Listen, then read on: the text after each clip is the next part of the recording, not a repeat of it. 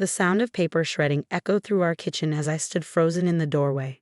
My mother, Elizabeth Preston, was feeding my college acceptance letters into the shredder, a satisfied smile playing on her perfectly painted lips. "Mom, what are you doing?" My voice cracked, watching 4 years of hard work disappear into confetti. She looked up, not a hint of remorse in her steel gray eyes. "Saving you from yourself, Alexandra. Girls like you don't need education. Your job is to marry well, like I did." I rushed forward, trying to save what remained. But it was too late. Harvard, Yale, Princeton, all gone. Only fragments remained, showing glimpses of congratulations and full scholarship. "Those were my letters," I screamed, my hands shaking as I tried to piece together the shreds. "I worked so hard for these." "Oh please," she scoffed, brushing perfectly manicured hands against her designer dress. "Working as a library assistant after school, maintaining that ridiculous 4.0 GPA, all those extra classes. That's not the life I want for my daughter. You're pretty, Alexandra. Use that instead of wasting time with books." I felt my world crumbling. At 18, I'd spent my entire high school career preparing for college. While other girls went to parties, I studied. When my friends were dating, I was taking advanced placement courses. My father had always encouraged my dreams before he passed away 3 years ago. But since then, Mom had become increasingly controlling, determined to mold me into her version of the perfect society daughter. "I got a full ride to Harvard," I whispered, tears streaming down my face. "Do you know how rare that is? And what would you do there?" she demanded, lighting a cigarette. "Meet some poor academic? Become one of those tired-looking professional women? No, you'll thank me later. I've already arranged for you to meet James Harrison's son. His family has real money, Alexandra. That's the future you need." James Harrison Jr., the thought made me sick. He was 35, twice divorced, and known for his wandering hands at society functions. But his family owned half the real estate in our city, and to my mother, that made him perfect son-in-law material. "I'm not marrying James," I stated firmly, gathering the shredded remains of my dreams. "And you had no right to destroy my letters." Her hand struck fast, the slap echoing in our marble kitchen. "Don't take that tone with me. I'm your mother. I know what's best." I touched my stinging cheek, suddenly seeing her clearly. The perfect makeup couldn't hide the bitter lines around her mouth, the emptiness in her eyes. She'd married for money at 19, spent her life playing society wife, and now she was determined to force me down the same path. "Dad would have supported me," I said quietly. Her face darkened. "Your father filled your head with ridiculous notions. Look where his academic career got him. Dead at 45 with nothing but a professor's pension. But he died doing what he loved, teaching literature at the local university. He'd left me his love of learning, his books, and his belief that education could open any door." I turned away, heading to my room. Behind me, I heard her call out, "The Harrisons are coming for dinner tonight. Wear the blue dress. James likes blue." In my room, I pulled out my phone with trembling hands. I had digital copies of all my acceptance letters saved in my email. But when I logged in, my heart sank. The account had been wiped clean. Of course, Mom knew my password. She'd thought of everything. I sat on my bed, surrounded by the shredded papers that represented my future, and made a decision. I wouldn't become my mother. I wouldn't let her destroy everything I'd worked for. Opening my laptop, I began composing emails to every university that had accepted me, explaining my situation. I attached copies of my transcripts, which I thankfully stored on a hidden USB drive, and my SAT scores. "Please," I wrote, "I know this sounds incredible, but I can provide documentation of my previous acceptance. I just need another chance." As I hit send on the last email, my mother's voice floated up from downstairs. "Alexandra, the Harrisons will be here in an hour. Start getting ready." I looked at myself in the mirror, seeing the red mark on my cheek where she'd slapped me. In that moment, I made a promise to myself. This wasn't over. One way or another, I would find my way to college. I would make my father proud. What I didn't know then was that tomorrow would bring a phone call that would change everything. The next morning, I woke up with a splitting headache and the memory of last night's disastrous dinner. James Harrison Jr. had spent the entire evening staring at my chest while my mother beamed approvingly. When he tried to corner me in the hallway, his breath heavy with scotch, I'd accidentally spilled my water on his designer suit. "You embarrassed me," Mom had screamed after they left. "Do you know how hard I worked to arrange this?"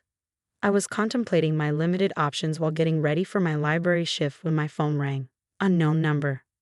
Hello, is this Alexandra Preston? A warm, authoritative voice asked. Yes, this is she. This is Dean Sarah Morrison from Harvard University. We received your email late last night, and I must say, it's quite concerning. My heart stopped. I hadn't actually expected anyone to respond so quickly. I have your original acceptance letter right here, she continued. Full academic scholarship, impressive recommendations, particularly from Dr. Williams regarding your research assistance in the Library Sciences Department. Would you mind explaining exactly what happened? I took a deep breath and told her everything. The shredded letters, the wiped email account, my mother's plans for my future. To my surprise, my voice didn't shake. Unfortunately, Ms. Preston, this isn't the first time we've encountered this situation. Some parents struggle with the idea of their children choosing different paths. My hopes started to fade. This was her polite way of saying there was nothing they could do. However, she continued, your case is unique. Dr. Williams called me personally this morning after receiving your email. He spoke very highly of your work ethic and potential. We've decided to reissue your acceptance package, this time directly to your workplace address. I sank to the floor, tears streaming down my face. Really? Really? Dean Morrison confirmed. Additionally, given your circumstances, we'd like to offer you early housing accommodation. Our summer program begins in 3 weeks. Would that help? 3 weeks? I could be out of here in 3 weeks. Yes, I whispered. Yes, that would help more than you know. After hanging up, I sat there trembling, possibilities suddenly stretching out before me. But I knew my mother wouldn't let me go easily. I needed a plan. Over the next 2 weeks, I worked extra shifts at the library, secretly saving every penny.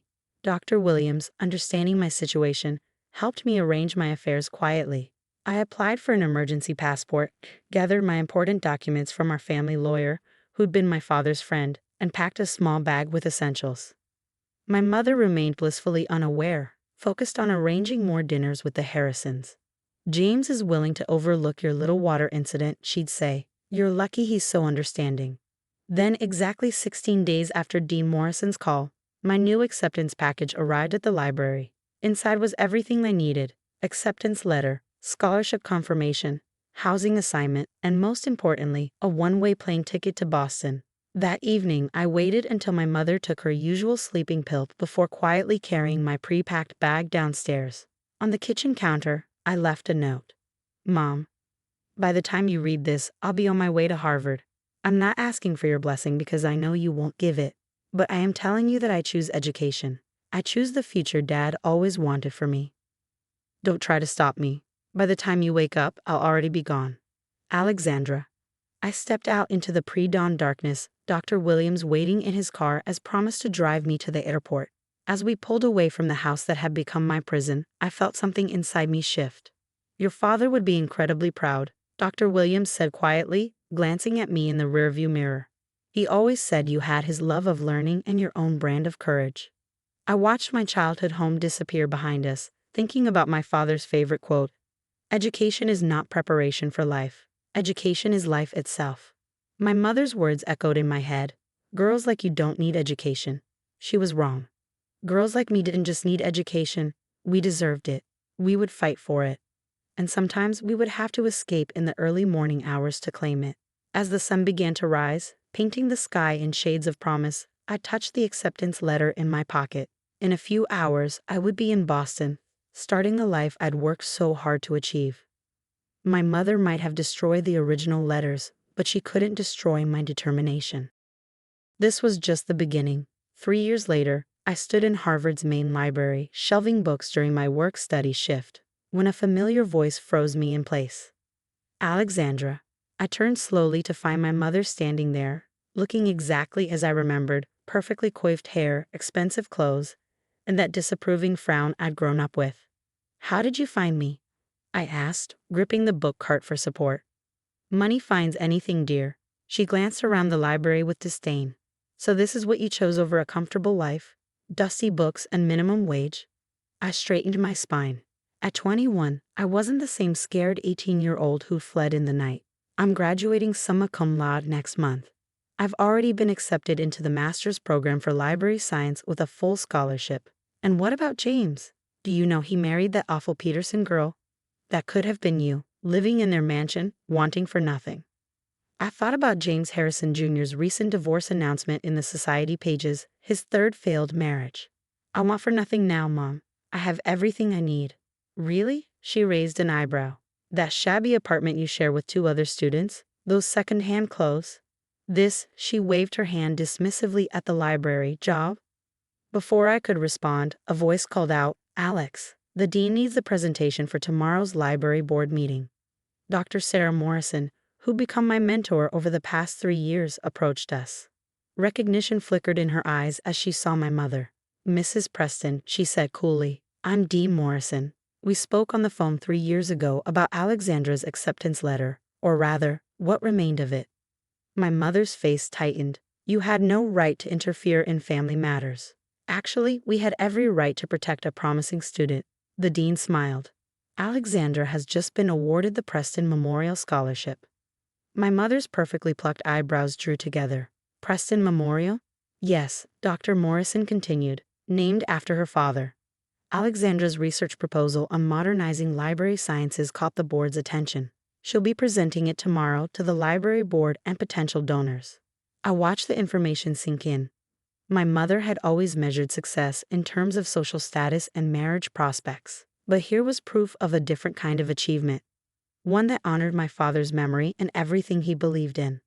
I'm not the failure you think I am, Mom, I said quietly. I'm just successful in ways you never understood.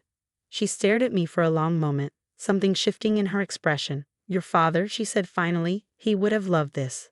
This life you've built. For the first time in years, I heard a tremor in her voice. He would have, I agreed. He always said education was the greatest adventure. I was wrong, she whispered, so softly I almost missed it. When I destroyed those letters, I was terrified you'd leave, become someone I didn't recognize. But you did anyway, didn't you? You became someone stronger. Tears pricked my eyes. Mom? No, let me finish. She squared her shoulders. I came here today to demand you come home, to tell you this foolishness had gone on long enough. But seeing you here, she gestured to the library, my sanctuary for the past 3 years. You belong here in a way you never belonged in our world. Dr. Morrison discreetly stepped away, leaving us alone among the towering bookshelves. I'm presenting my research tomorrow, I said. You could stay, if you want to see what I've been working on. My mother touched one of the books on my cart, running her finger along its spine. Your father used to do that same thing, she said softly. He loved the feel of books. She took a deep breath. What time is your presentation? 10 a.m., in the main conference room. She nodded, then turned to leave. At the end of the aisle, she paused. Alexandra? I'm proud of you, even if I don't understand this world you've chosen. After she left, I stood there among my beloved books, thinking about the journey that had brought me here. 3 years ago, I'd fled in the night, carrying nothing but a bag of clothes and shattered dreams. Now I had a future I built myself, brick by brick, book by book. The next morning, as I prepared to present my research, I looked out at the audience. There in the back row sat my mother wearing a Yale sweatshirt she must have bought from the campus store. When our eyes met, she smiled, not her usual society smile, but something real and a little bit broken and healing, like us. Sometimes I realized the happy ending isn't about fixing everything that was broken. Sometimes it's about building something new from the pieces, something stronger and more beautiful than before.